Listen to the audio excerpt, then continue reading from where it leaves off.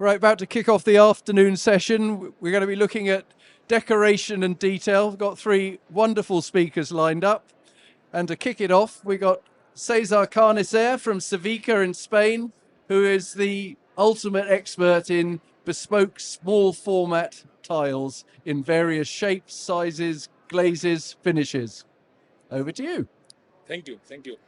Thanks for the opportunity. I'm going to explain one of our programs that we have, two web CPPs, where you can bespoke on glazes or designs. This is a small way to show how we make the ceramic tiles.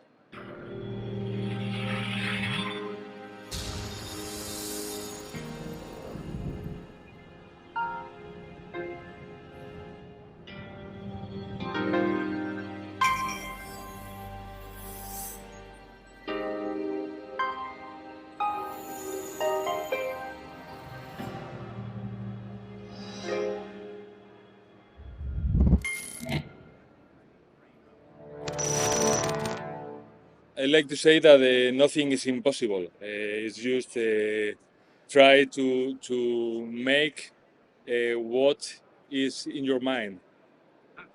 In the colors program, you can choose the shape, finish, and the color.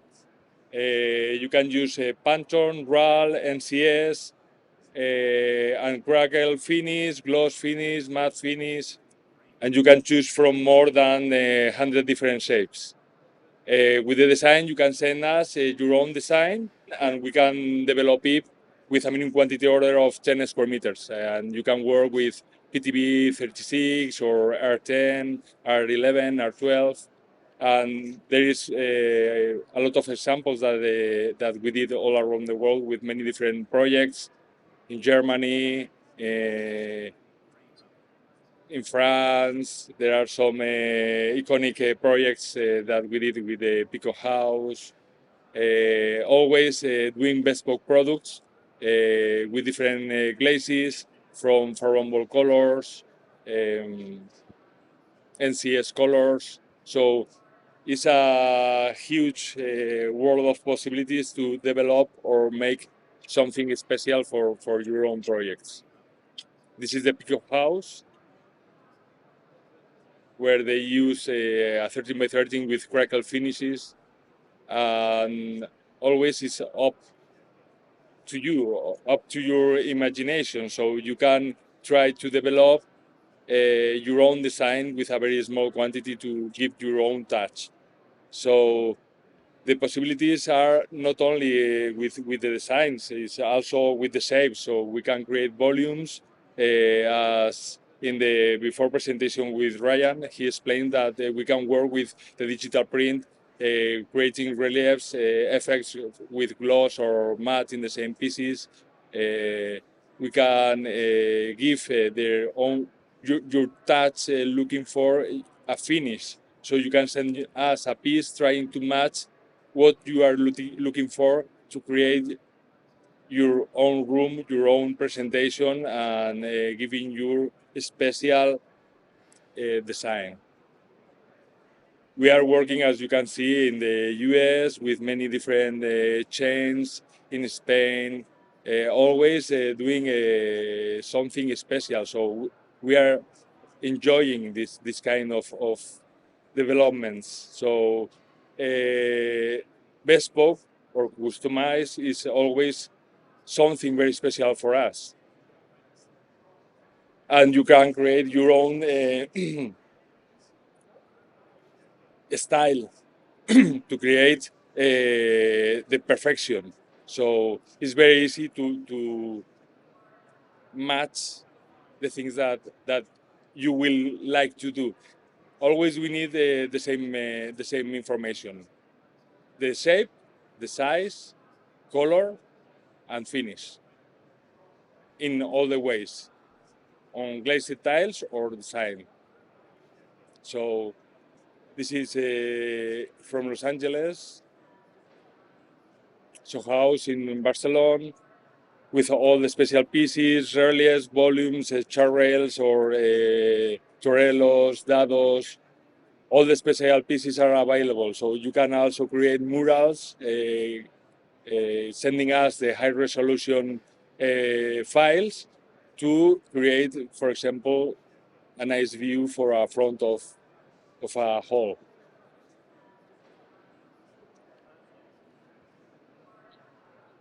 Rhombus. So what you can imagine, we can try to develop doing molds or cutting or trying to search the right disc to apply the glazes or the finishes. It's plenty of possibilities. There are many shapes, so it's always up to you to choose or try to develop something special. This, the Wild on the Moon, was plenty of special pieces to do the corners. So we have the corners, internal corners, external corners, special pieces for all the elements.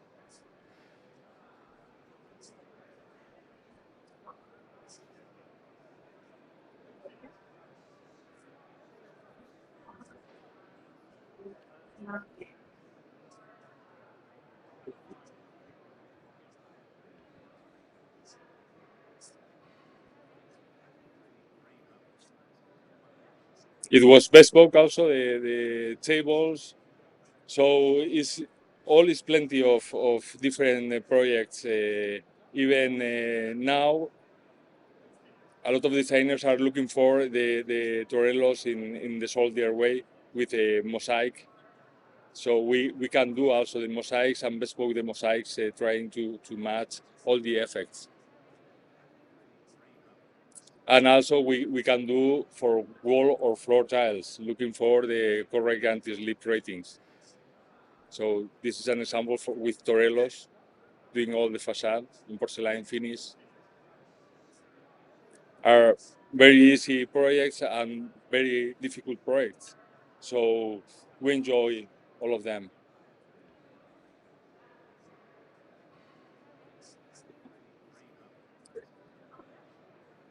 There are a lot of restaurants, commercial areas. These are a TV program, and all of them were bespoke to do the right things on these TV programs. Interior designers using our materials in Barcelona, all around the world. So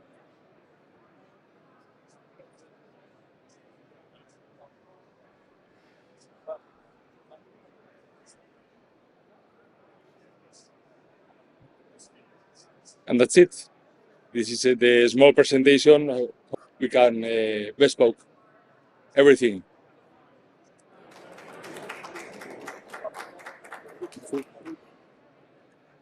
Okay, the next speaker is JB Thomas from the Surface Collection, or the Thomas Group, who's kind of moving up in scale. And he's going to talk about color consistency and slabs and how they can be used alongside complementary ceramic tiles or something along those lines. Along those lines, yeah. Okay, so color and tonal consistency. It doesn't sound like the most exciting title in the world, but it really does have implications throughout the supply chain, both for manufacturers, contractors, and designers in terms of how product is used in projects. So very briefly, just who I am. So my name's Jamie Thomas, as Joe said, and I'm the managing director of the Surface Collection. We're wholesalers of natural stone, porcelain slabs, and quartz composite. We work through both a traditional wholesale channel, so that's supplying to manufacturers, but also the specification channel. So we work with designers and architects in order to get specification that's then pulled through the various contractors. This is quite unique, or our approach is quite unique, because we get feedback from both manufacturers and designers in how they're looking to use materials across projects.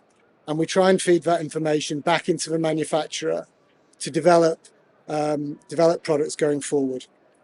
We're presently working with Atlas Plan Porcelain in the UK and have been doing since 2019.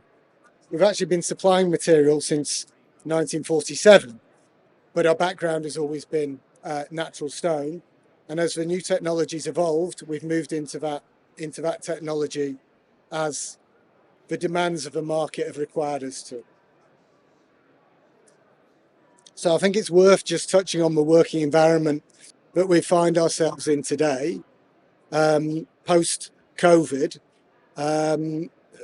Specifiers, designers, the whole supply chain, I think more is asked of it than ever before.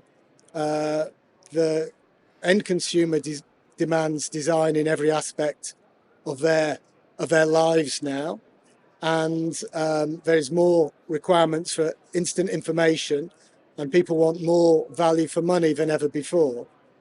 That, coupled with new technology, greater fragmentation of the market, has meant that manufacturers really need to think of how they feed information into the supply chain so that specifiers can work easily and efficiently with the information that they have. So that brings us on to product ecosystems.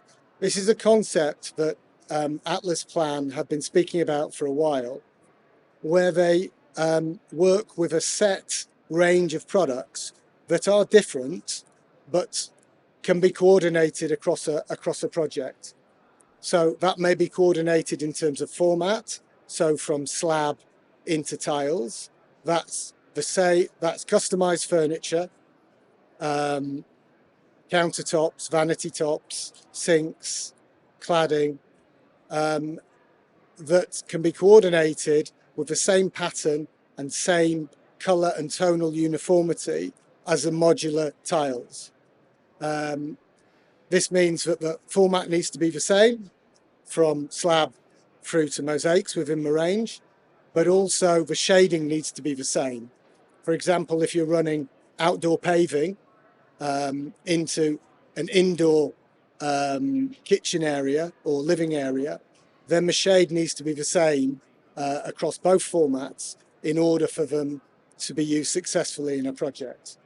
So this idea of tonal touch points throughout a project which can work together but individually add value is this idea of an ecosystem, a product ecosystem. So there are two practical elements to this. The first one is that you have different production lines producing different formats of tile or slab, and these need to be coordinated so they can be used across the project. So the 20mm slab needs to match the 12mm slab, needs to match the 6mm panel, needs to match the 60 by 60 indoor tile or outdoor tile. And there needs to be a mechanism for making sure those shades all marry up and there is colour and tonal uniformity across the project.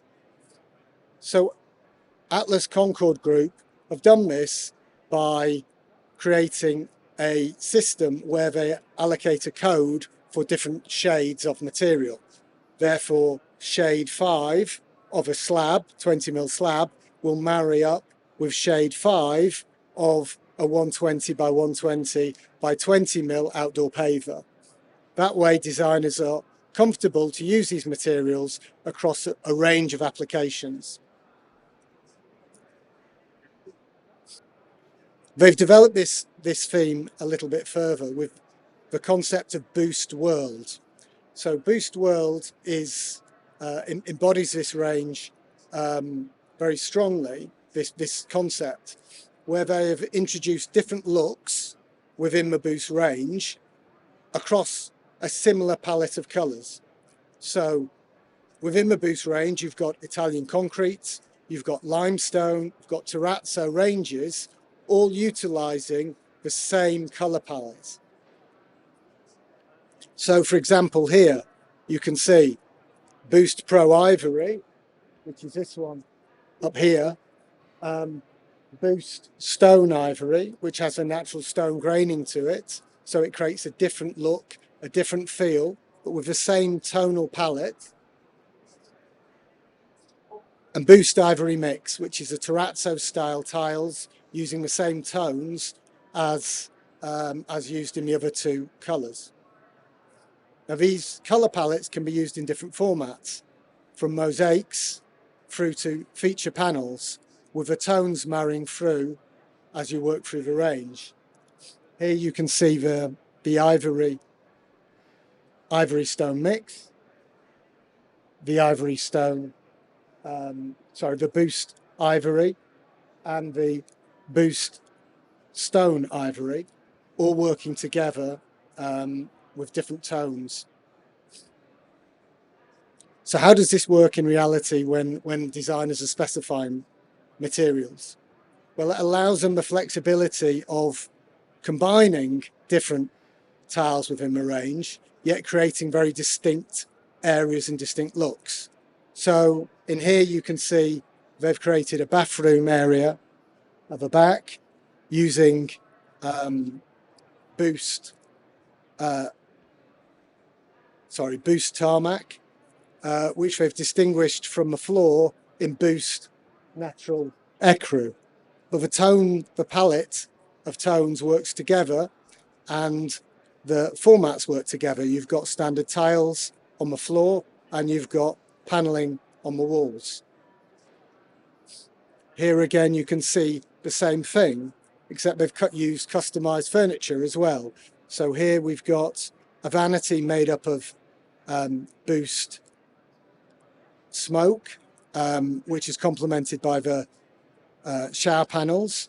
On the floor you've got natural stone Boost, and in the area you've got Boost Stone Mosaic, which brings all those tones together. Again, customized furniture in slab. So we have Boost Stone Ivory on the cabinets and on the worktop, and the cladding in the sink, and Boost Natural Ecru tiles on the floor. And in a retail concept, they've managed to utilize stone cladding within the Boost range in Boost Coral and Boost Stone Ivory, the floor in Boost Stone Ivory 120, 120s, and then create shelves to create different perspectives that have been cut from slab. So this concept of a product ecosystem and products flowing throughout a project, combining the same tones within the project that complement each other, they've carried through to different ranges. Because of its success, they're now using it in the Cone range, which is a natural stone range, and also in their new quartzite range, the Collider range, where they do exotic green in a tile and a panel for background surfaces, but the exotic wave, which uses the same background colours but with that white veining to create a feature panel. So in summary, Atlas Concord has responded to the demands of today's market by ensuring it's easier for designers to create ecosystems throughout a project. The Boost World range typifies this style, although the Cone collection and the Gala collection have also started to implement the same concepts throughout. Any questions? How difficult is it to keep the colours the same when you're using a natural material? Do you have lots of wastage, or is it quite straightforward to get the same colours through? So it's quite a difficult process, I believe, to keep the tones the same, to get the same matches across particularly different product ranges. It's very much like paint, that each production batch produces a different shade. So they have to work quite hard to make sure that the deviations from the standard tone are matched together, so that if a designer is specifying a product in they're using shade 5 or shade 4, whatever it is, but across all the products they're using. So they're getting that uniformity of tone across the project. Yeah, thank you. Yeah.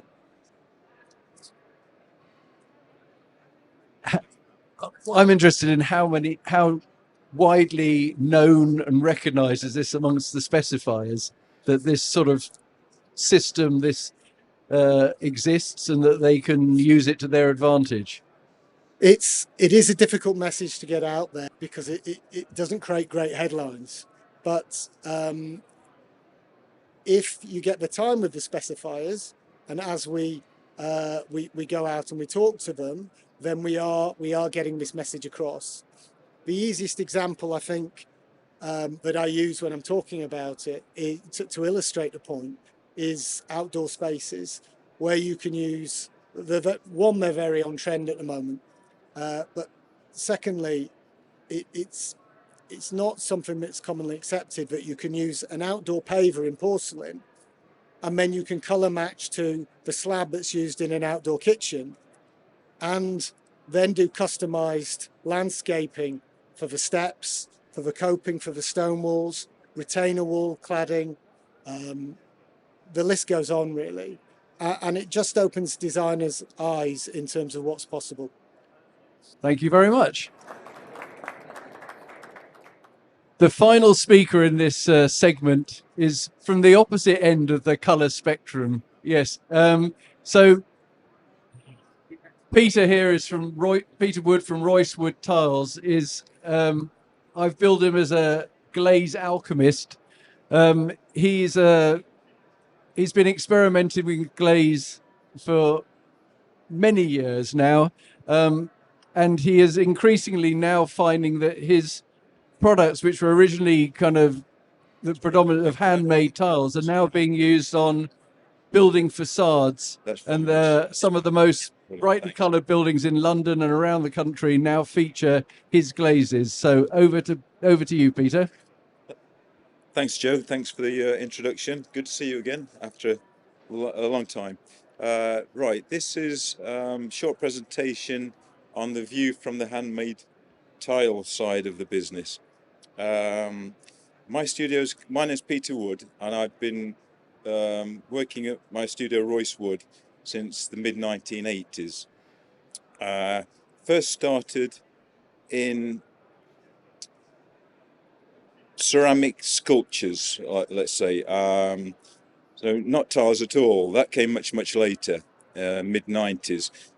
But we developed our ranges for the Tower of London, Hampton Court Palace, Westminster Abbey, places like that, which was really nice to do. But then we wanted to develop our own glazes to put on our own products. And after that, we got approached by tile manufacturers saying, could you use the same sort of glaze you're using on your decorative work? Could we put them onto tiles? And I thought, well, that sounds exciting. We'll have a bash. So we did. So Glaze Alchemy. So this is where we are at an old mill in Derbyshire. Been there since about 2007, and yeah, it's a nice place to work in the countryside. After a while, we managed to garner together a range of glazes which we thought we could take to a tile show. So we went to the first one. I think, Joe, you remember, at Telford. That's where the first one we went to. And subsequently after that, the NEC, and then here at the Excel. That was the last one we did here. So we had a good reception to the glazes. At the time we started, there were several handmade tile makers. There aren't so many now, but as Joe's observed in some of his recent blogs, the small format tiles are making a nice comeback, and we're getting approached by architects, specifiers, people who want to use characterful tiles and even blend them with large format tiles. For instance, in a shower, you can put a nice panel of handmade tiles or a splashback in the kitchen. So these sort of areas are becoming to the forefront again, which is quite nice. Yeah, so alchemy. Why alchemy? So my work could be described as being quite close to what an alchemist would do in medieval times, in terms of taking base materials and trying to turn them or transmute them into something beautiful. So, I mean, all glazes are really is crushed earth. Famous potter Bernard Leach referred to glazes as the blood, the bones, and the skin. Where the blood of the glaze is the flux, which melts everything together.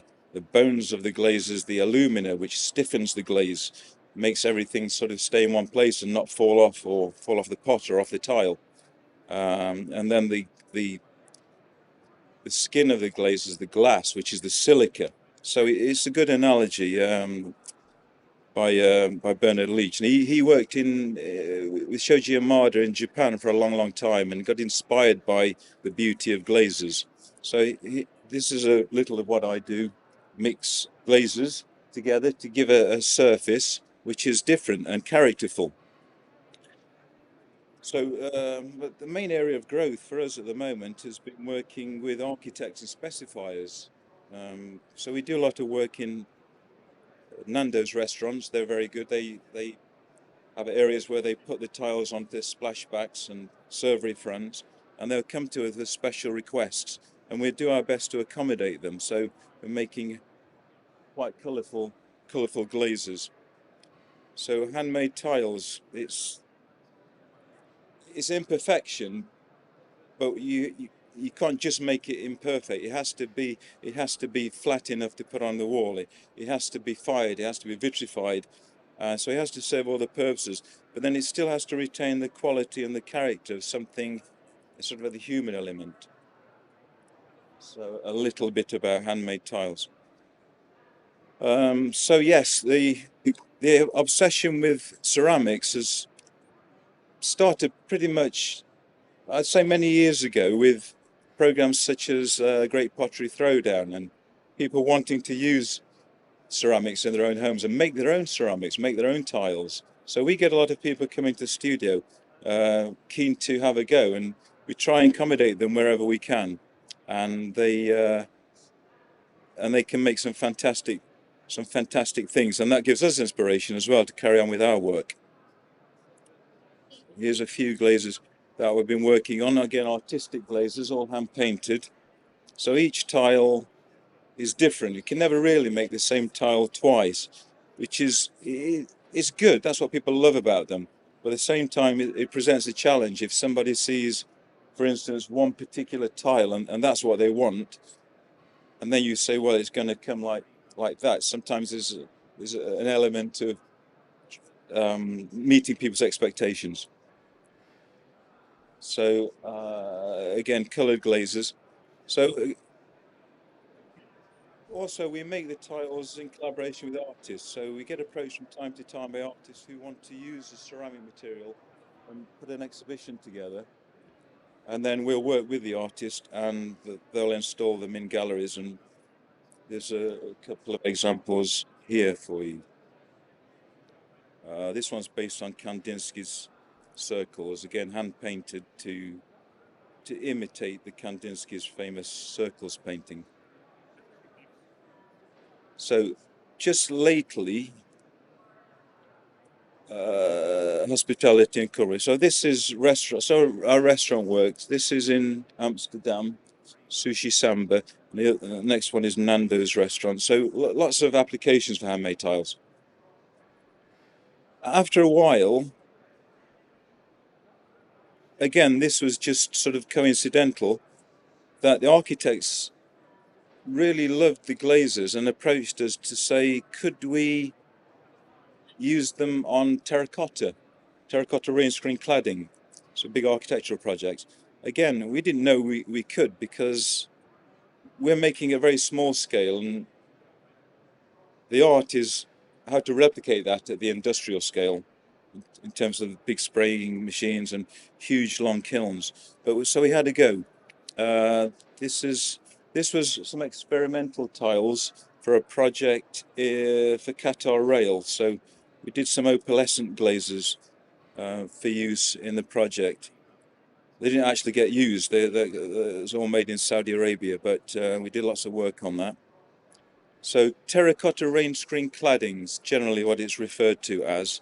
And here's a few examples of some, well, it goes back a long way. Buildings used to be glazed in terracotta, such as old pubs, London Underground, famously.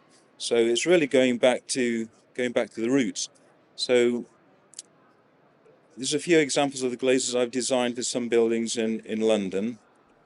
I'll run through a few projects quickly, not to take too much more time. So this one is a project in Manchester, which is called Circle Square, and the brief was Lowry paintings. So could I develop glazes which were inspired by Lowry's colours? A lot of people think when they think of a Lowry painting, it's just sort of matchstick men and matchstick cast dogs and very dark and very grey, but it's not. There's lots and lots of colour in Lowry's paintings.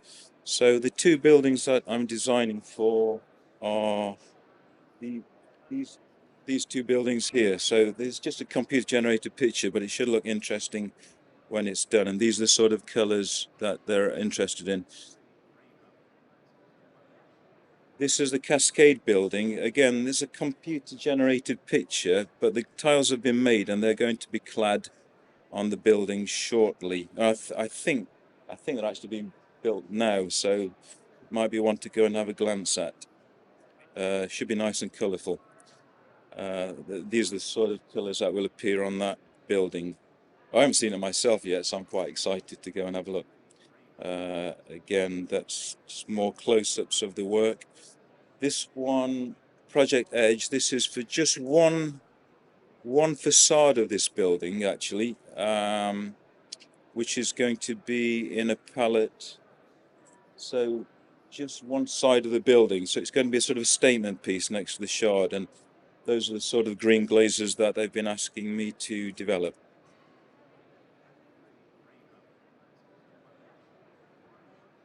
The ceramic building. It was going to be called the Kite. This is an Elephant and Castle. It was going to be called the Kite, but they changed it to the ceramic building because it's got so many glazes on it. Again, they wanted a sort of a characterful glaze. So it really harks back to like our handmade tiles, building character into the glaze and as Joe observed, a degree of glaze alchemy. This one is not a computer generated picture, that's actually there now. So that's the Kaleidoscope in London, that's next to Smithfield Market. The brief for that was the glazes had to resemble the wrought iron architecture in that area.